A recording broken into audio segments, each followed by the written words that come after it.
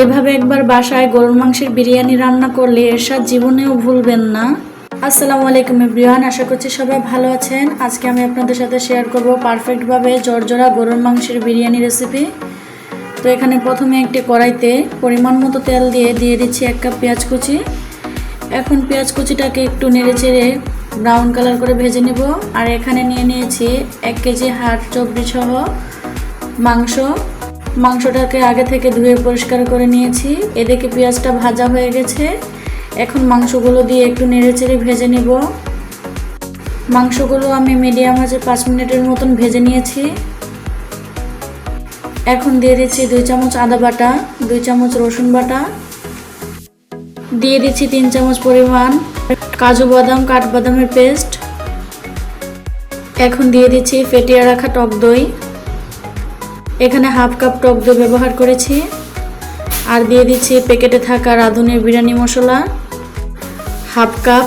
আর দিয়ে দিচ্ছি 1 চামচ ধনিয়ার গুঁড়া, সাথে দিয়ে দিচ্ছি 2টা দারুচিনি, 3-4টা তেজপাতা, সাথে দিয়ে দিয়েছি 1 চামচ গরম মশলার গুঁড়া, দিয়ে দিচ্ছি 2 চামচ পরিমাণ টমেটো সস। এখন মাংসগুলো খুব ভালোভাবে কষিয়ে নিব।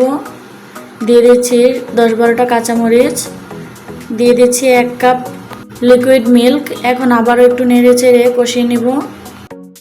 মিডিয়াম আঁচে ঢাকনা দিয়ে ঢেকে দিব 10 মিনিটের জন্য। এখানে নিয়ে নিয়েছি 2 কাপ পোলার চাল। চালটাকে বেশি পরিমাণ পানি দিয়ে ভিজিয়ে নিব আধা ঘন্টার জন্য। এখন মাংসটা উঠিয়ে একটু নেড়েচেড়ে দিচ্ছি।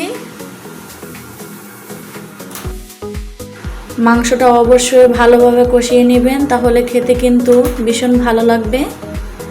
এখন আবারও ঢাকনা দিয়ে রেখে দিচ্ছি 10 মিনিটের জন্য।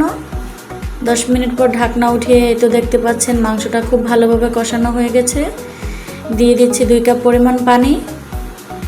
এখন আবার একটু নেড়েচেড়ে ঢাকনা দিয়ে ঢেকে দিয়েছি মিডিয়াম আঁচে 10 মিনিটের জন্য। 10 মিনিট পর ঢাকনা উঠিয়ে একটু নেড়েচেড়ে দিচ্ছি। এই তো কিছুক্ষণ নেড়েচেড়ে নেওয়ার পর আবারও ঢাকনা দিয়ে রেখে দিয়েছিলাম। এখন আবারও ঢাকনা উঠিয়ে একটু নেড়েচেড়ে দিচ্ছি।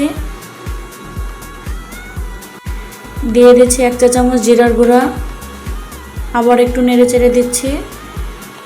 আর এদিকে পোলার চালটা খুব ভালো করে ধুয়ে পরিষ্কার করে ছেঁকে নিয়েছি। এখন কষিয়ে রাখা মাংসের মধ্যে পোলার চালগুলো একসাথে দিয়ে খুব ভালোভাবে একটু ভেজে নিতে হবে। এখন চুলার আঁচটা লোতে রেখে 5 মিনিট চালটা ভেজে নিব। এই তো চালটা খুব ভালোভাবে ভেজে নিয়েছি। এখানে 2 কাপ চালের জন্য 4 কাপ ফুটন্ত গরম পানি দিয়ে দিলাম।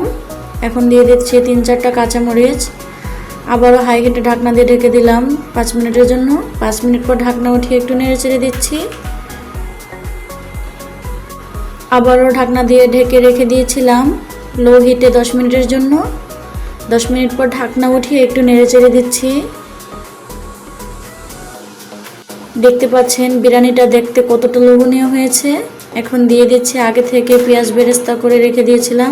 পেঁয়াজ বেরেস্তাটা দিয়ে আবারও 10 মিনিটের জন্য দমে রেখে দিয়েছিলাম। এই তো 10 মিনিট পর দেখুন আমার বিরিয়ানিটা কতটা ঝরঝরা হয়েছে আর দেখতে কতটা লোভনীয় হয়েছে। একবার বাসায় এভাবে ট্রাই করে দেখবেন। আল্লাহ হাফেজ।